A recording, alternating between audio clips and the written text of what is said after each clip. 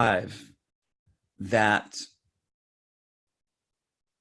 evolves society, which is not the way that power is mostly being used now all over the world.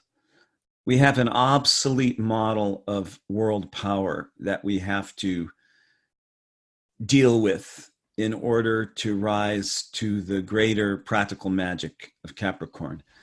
And that obsolete system of power, it's left over from the time of kings and religionists and priests and popes who you had to go to in order to gain salvation. You could not directly gain salvation. The species was at the mercy of these power brokers like the king and the religious figures who held salvation in their hands. Even though Martin Luther changed that with his protesting, still the situation is much the same as it used to be. The figures in our world who attain the most power use it to benefit the corrupt elite few at the expense of the masses. Now that situation is intended to get turned around during the Age of Aquarius, but the Age of Aquarius is a 2,000-year period, so it doesn't all happen at once here in the early years of Aquarius. Here in the early years of Aquarius, everything about corrupt power that is not working has to come up on the screen of mass consciousness so that people can realize the extent of how off balance the power structures are and be inspired and pressured to come up with a different way to do it.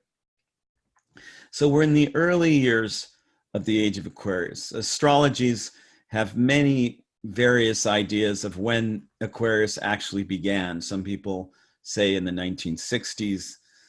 Some people say at the year 2012.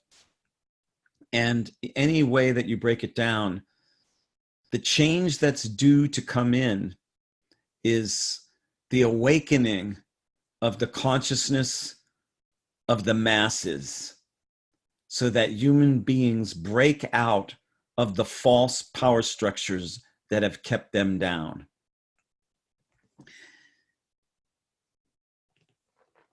The role that Capricorn has to play in all this is that Aquarius doesn't get to simply wake up the consciousness of the masses all over the world who achieve a bloodless paradise of everybody treating each other with love and peace.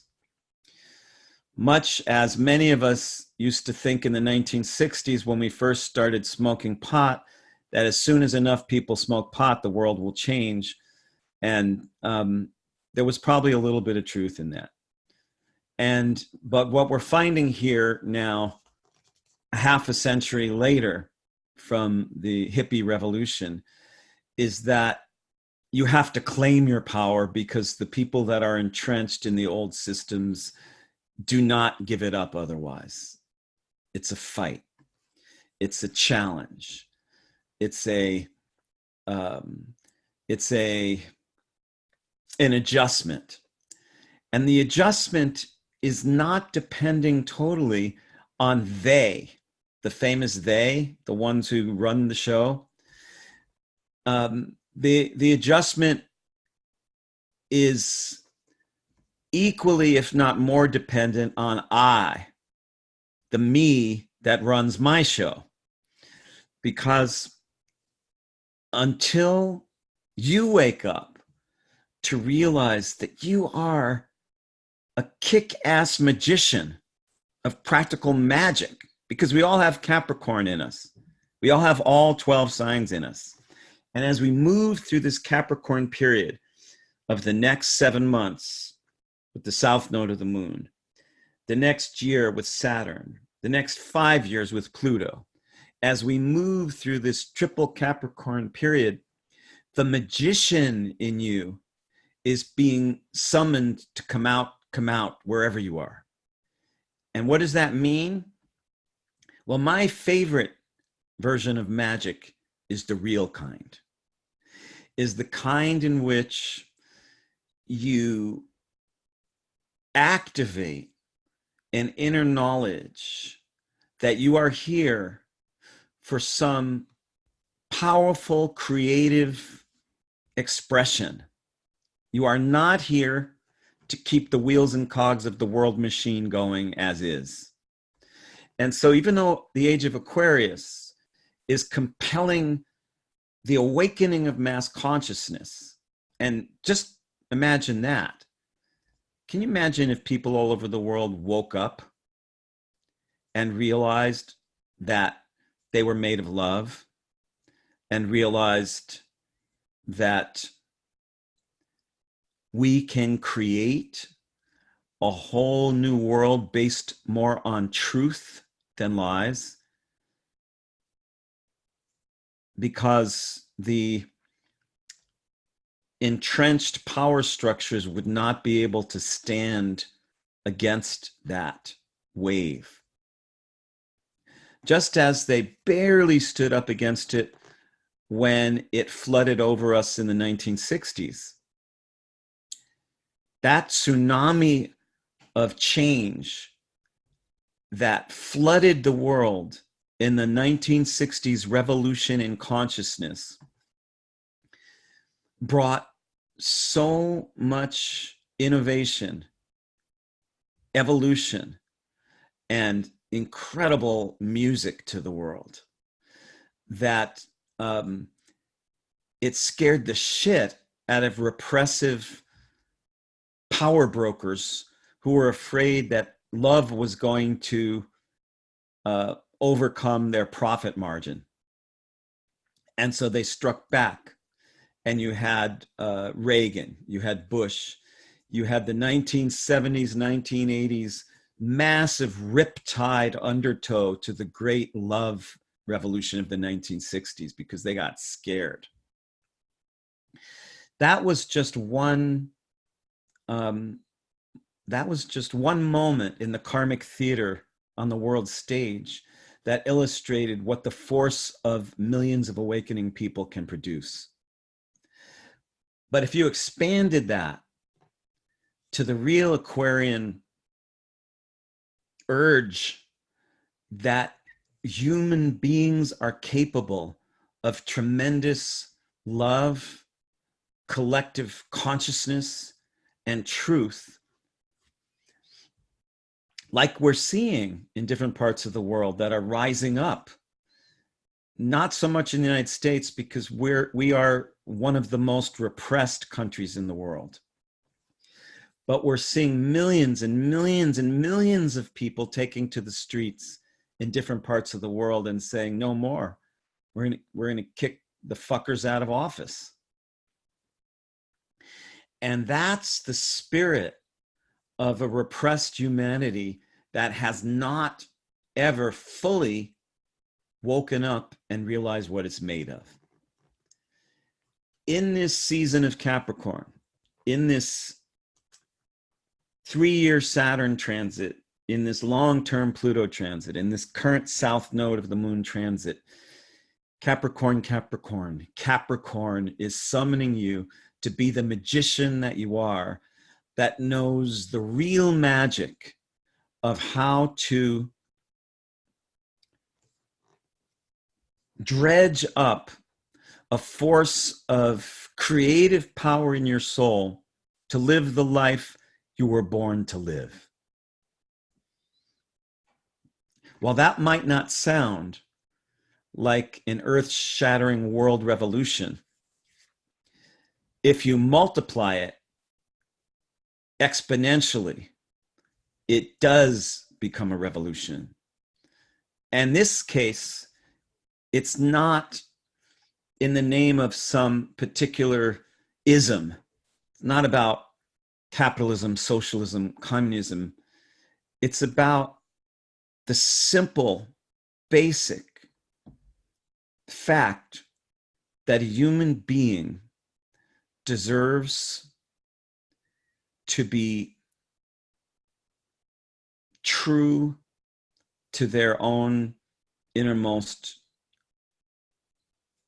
soul, that we're born to bring a creative expression into this world that only occurs when you learn how to be your authentic nature, not your compromised self, not your watered down self, not your heavily conditioned self, but the you inside you. And that is a collective revelation that started to become a revolution in the 1960s, when enough people said, screw this, I'm not gonna pretend to be this puny little rusty cog in the world machine. I'm going out to find my true life. Now, it's also true that in the 1960s, there was some illusion thrown in with that. There was a lot of excess thrown in with that.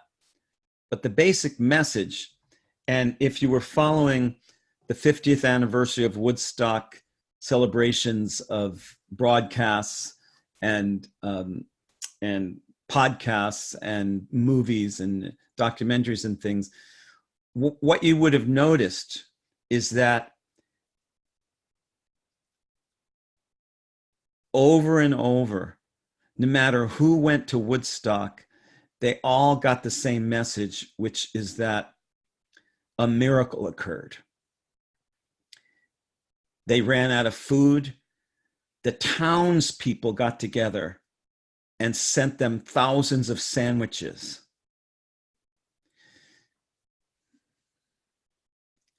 If you heard cops, ambulance drivers, doctors, or musicians, pot smokers, drug dealers, they all gained the same message, which was that when 500,000 people get together with the idea of love and peace happen. Now, some people would argue immediately that that's overly idealistic, that that's Pollyanna-ish, that that's naive and ignorant because of the many threats and dangers. And my response to that is that unless we start believing that love and peace can happen, we are going to lose our planet.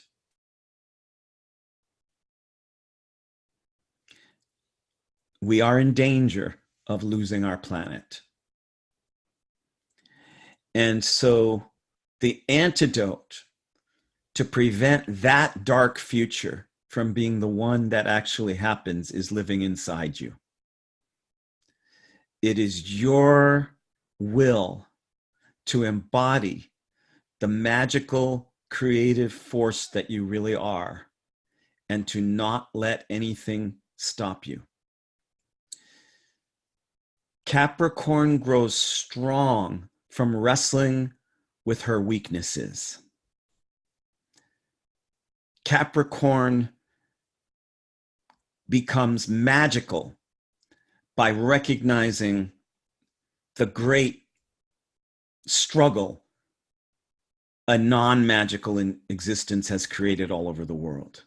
It's the knowledge of the darkness that drives Capricorn into the light. At the core of the practical magic of Capricorn has to be your willingness to believe in yourself. That despite whatever you're holding against yourself, whatever you see as your imperfections, despite whatever you've been told by other people about what's wrong with you and why you're not going to ever get anywhere, despite the delusion of mass consciousness that is enthralled in the grip of an obsolete power structure, there is something beautiful and unique and worthwhile and necessary and redemptive and inspirational and profound, and it's your soul. It is your core, your essence. Because outside of that magnificent essence, sure, you have imperfections, you have unhealed wounds. There are places where you're hiding from the light. And if you allow the negative, destructive stories and experiences to conjure up more of your own deep magic, then we turn around the dark future and we create an alternative destiny for the species. Marcella, do you want to open this up? Sure. I don't know. If you're talking, I can't hear you. Can you hear me now? No. Wait, maybe it's me. Go ahead. You might have your volume down. Yeah, there we go. Got it. Okay. Yeah, so if anyone, are you asking a specific question for feedback or? I am asking for people who have questions about how to activate their practical magic in the season of Capricorn. Okay, so for anyone that has questions about how to practicate your Capricorn magic, then you can go ahead and unmute yourself, or I can help unmute you if you're having any problems. Yeah, and we have 3 categories of viewers today, right, Marcella? We do, and you can raise your hands if you're an attendee, and I can unmute you so you can ask a question. And for our panelists, we can see you, so you can wave or unmute yourself and speak. And then I'm trying to improve my capacity to filter in the Facebook questions, and I will do my best with that, but I'm not super great with the multi-thinking tasking of this age, but I'll do my best. Yeah, so we have 3 tiers of viewers today corresponding to the 3 layers of Capricorn. And all of them are equally magical.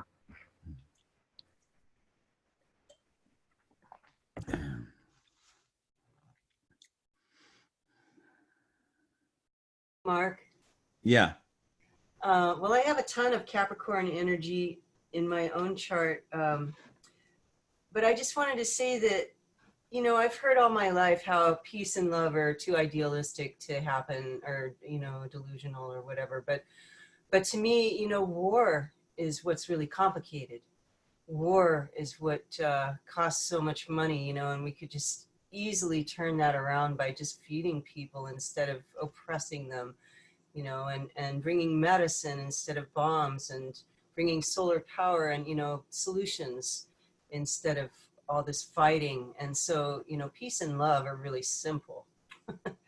Yes. Yeah. The answer is not complex. We don't need to assemble a brain trust of above genius IQ people all over the world to sit in a seminar for 40 days and nights to come up with solutions. It's not that complicated. It's just that the entrenched power brokers run the media and they run the politicians, with very few exceptions.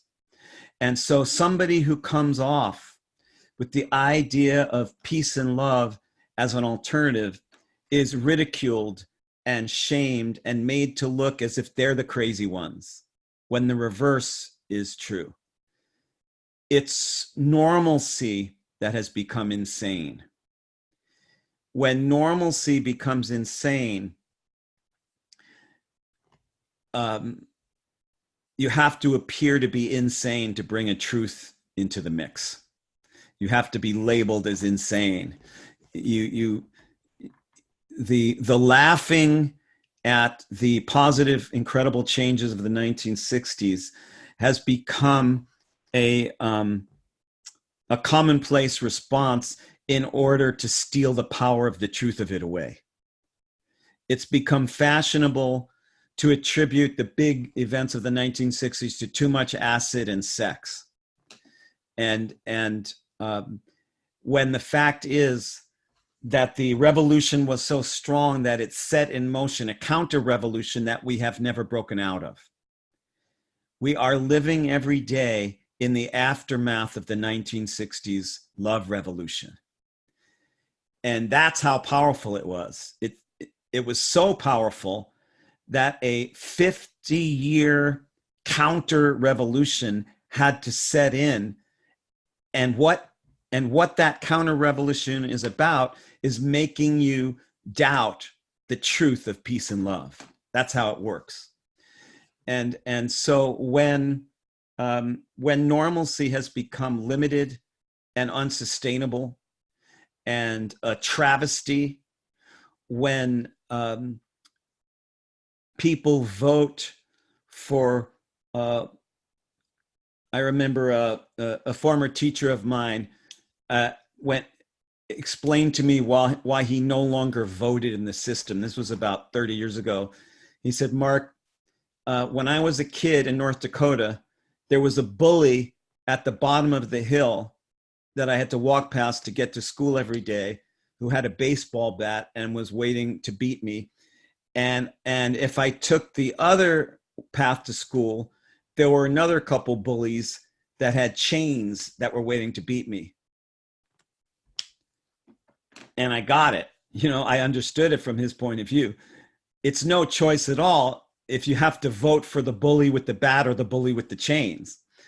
I'm not telling people not to vote because I feel that there are alternatives right now these days in national politics. And I haven't gotten this involved with politics since Bobby Kennedy was assassinated. So I've come back into the fray because I know that voting is one possible way to change things. I also know it doesn't always work because the same corporations run the show on both sides of the aisle.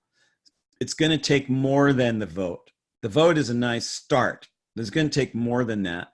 It's going to take a revolution to follow the wisdom of the child, as Lily was saying, that unless you actually believe in something viable and sustainable for a future, it's not going to happen. And that does take bucking the system. It does take going against the grain, being willing to look foolish. Like we're living out the myth of the emperor's new clothes. And when the emperor is going through town buck naked and everybody is complimenting him on his beautiful clothes, except that one little kid who doesn't know any better and says, but you're naked. You have to risk the wrath of your peers and social media, where many truths are being made to look like lies and many lies are being made to look like truth. Maria, it looked like you also had something you wanted to say.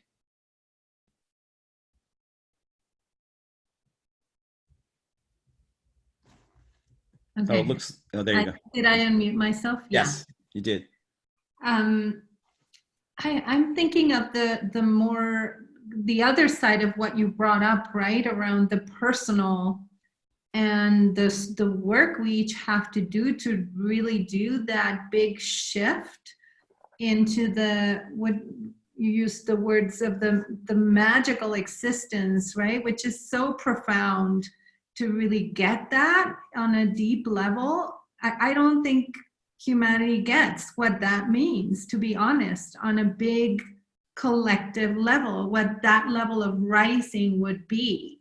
And coming from a place right now where actually I'm wrestling with so much of the darkness and the every single possible weakness and every Capricorn shadow that wants to come through is coming through to the point where there's points where I really feel there's a vacuum, which in my reason, I know that's not me and there's so much more of me, but it's so intense that at times it really does feel like there's a vacuum inside that I can't even access. What is that creative force that needs to come through? So I'm even thinking, wow, if this is my reality and I've worked nonstop my whole life, and this is also the reality of our collective, right? How in the world do we navigate it? And so I come back to this question that you wanted us to, right? When you said, how do we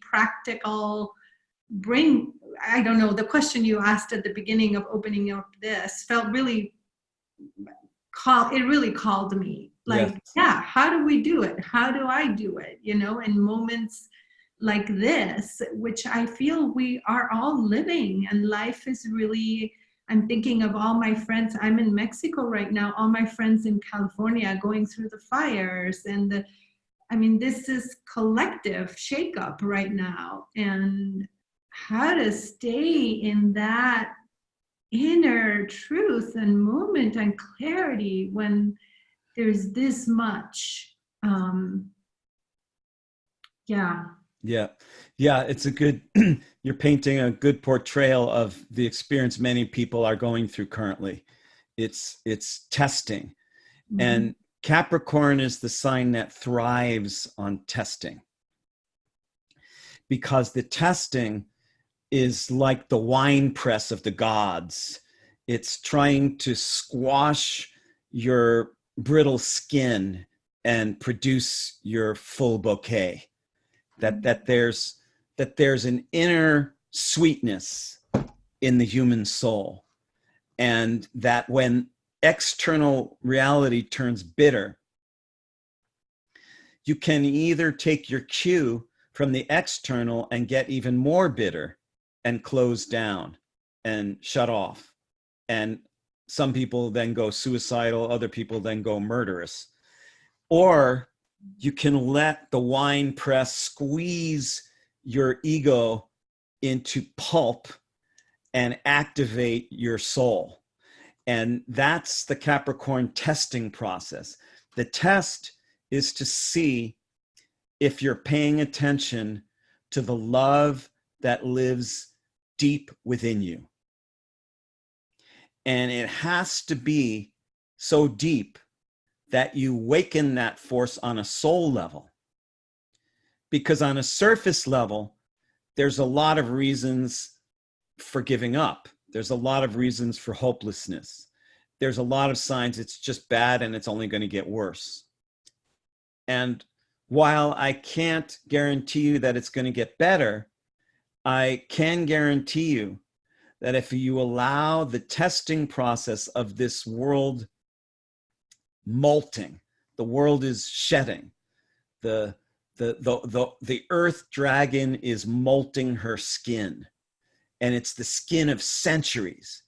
It took millennia to grow the skin of culture all over the world. And when a snake sheds, it needs something abrasive like a cactus to hook its skin on so it can wriggle free.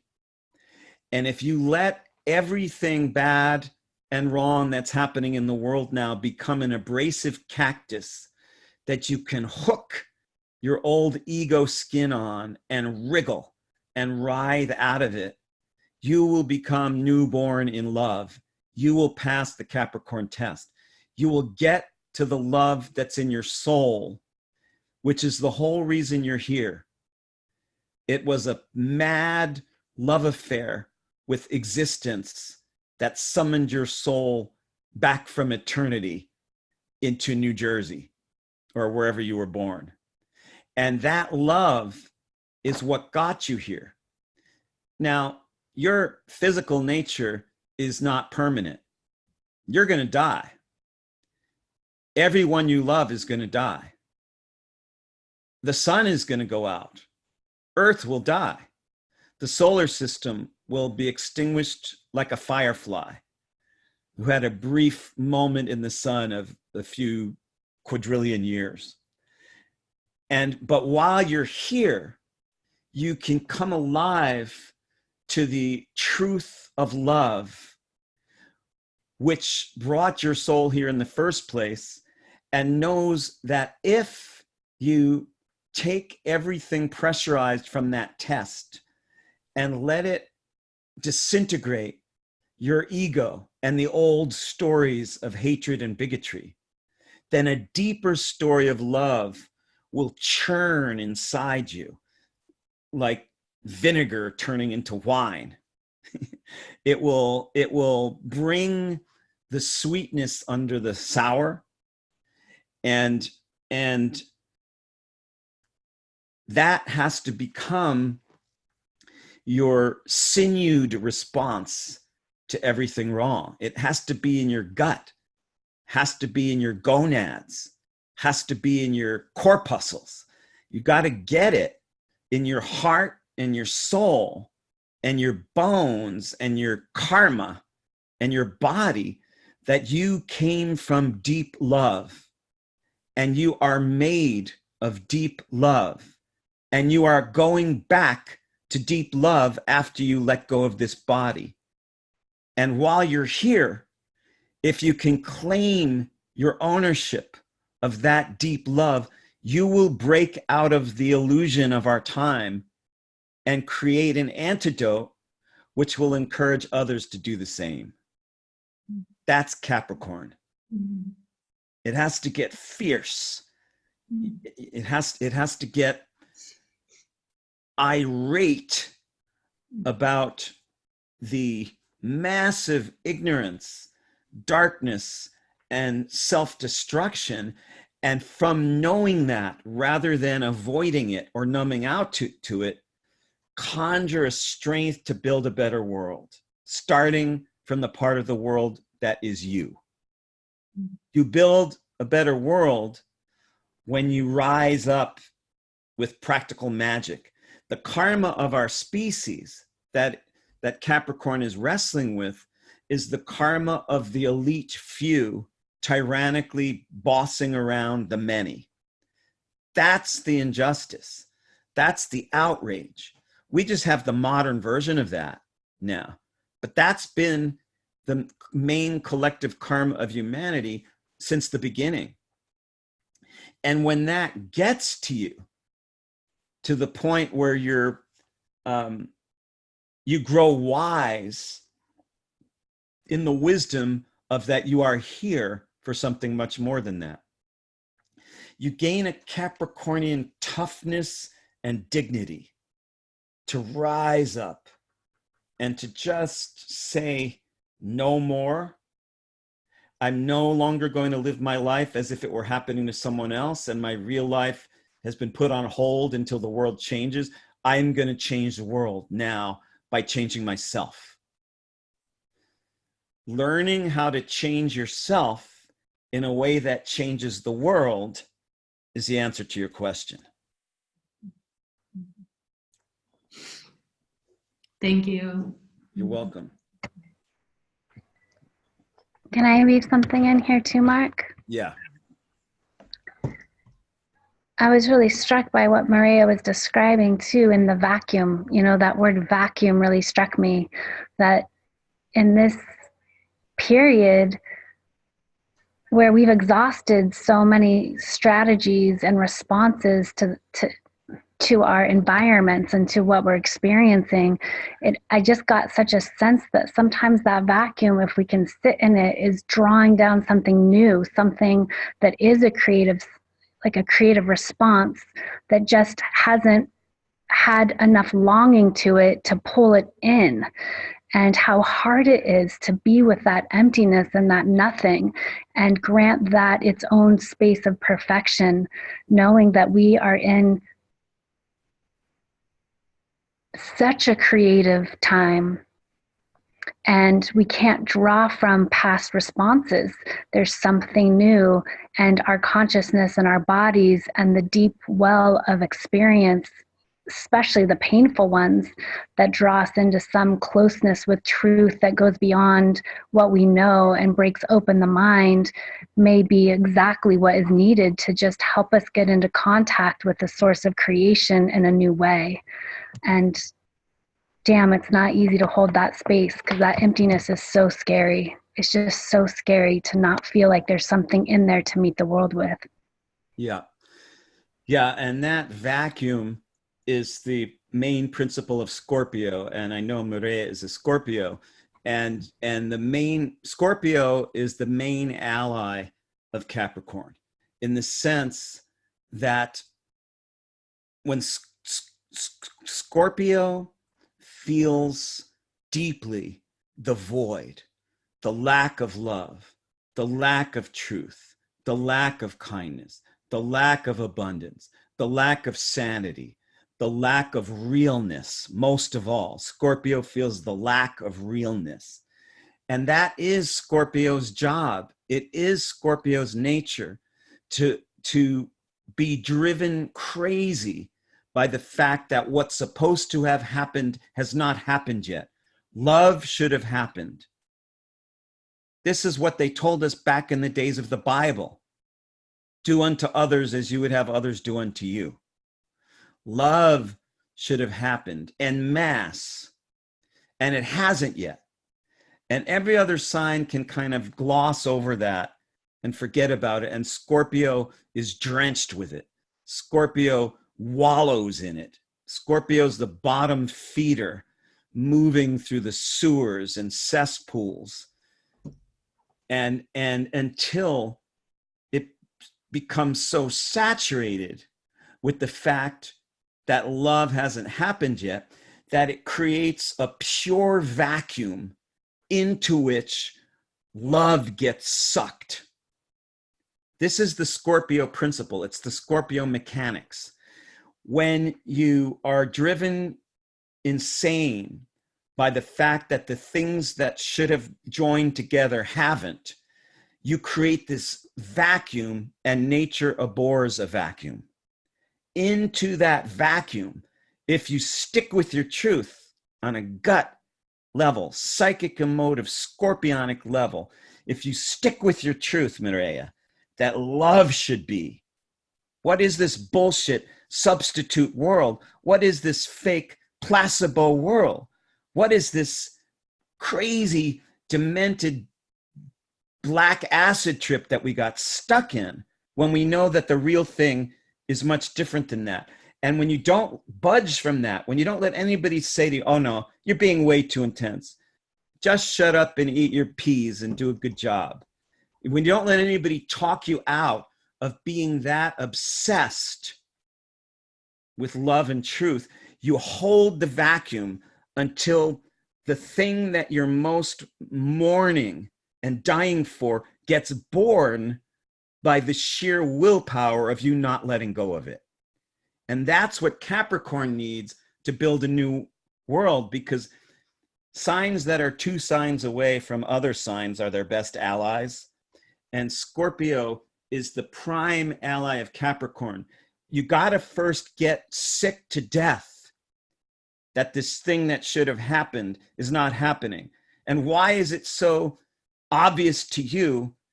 And so why is everyone else so blind to what you know has got to be the truth? If you stick with that and you don't mitigate it and compromise it and get yourself talked out of it, then Capricorn can say, well, at least one person is being real. Yeah, they're being miserable. Yeah, they're frustrated. Yeah, they're almost suicidal, but they're real. I can work with that. That's a building block. Let's make that the foundation. Let's make whatever's real the foundation. And the answer to your question, Mireya, because you so eloquently voiced the experience that many millions of people are having right now all over the world, the answer to your question is that all you have to do to turn the darkness around to the light and create that practical magic of Capricorn is be real. If you're being driven crazy, then don't do it in a namby-pamby 12-step group that makes you wrong for feeling that way. Do it like the gypsies. They sang their dirge. They mourned it. They threw us out of Romania. They kicked us out of India. They slaughtered us in Turkey. Woe is me for my child. Woe is me. If all you can muster up that's real is the misery of what it is to be an alien, a stranger in a strange world, because the love inside your soul is not being reflected outside you, then meet that with full realness on a core level so that it can generate and cross-fertilize the darkness.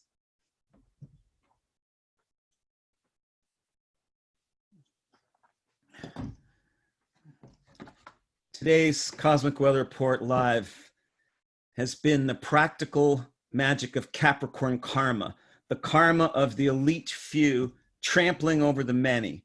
And when you stop trampling yourself, you turn that historical collective karma of humanity around inside you, and you get to claim the magic of your own existence, because as hard as it gets, you still have a unique role to play in this karmic theater of life. And that's why your soul brought you here.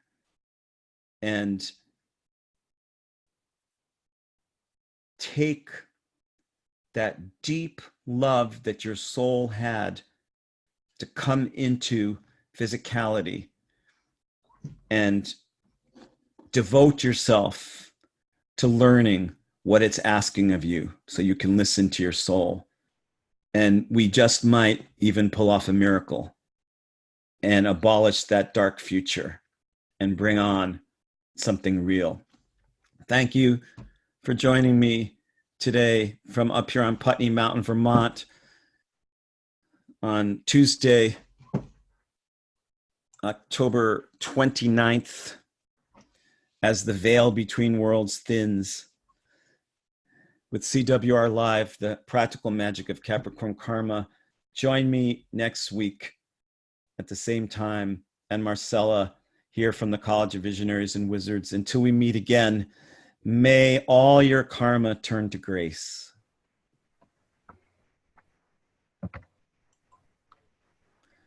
Bye-bye, everyone. Bye-bye. Thank you. Bye-bye. Bye. Thanks for joining us. Thank you. Love you all. Kisses.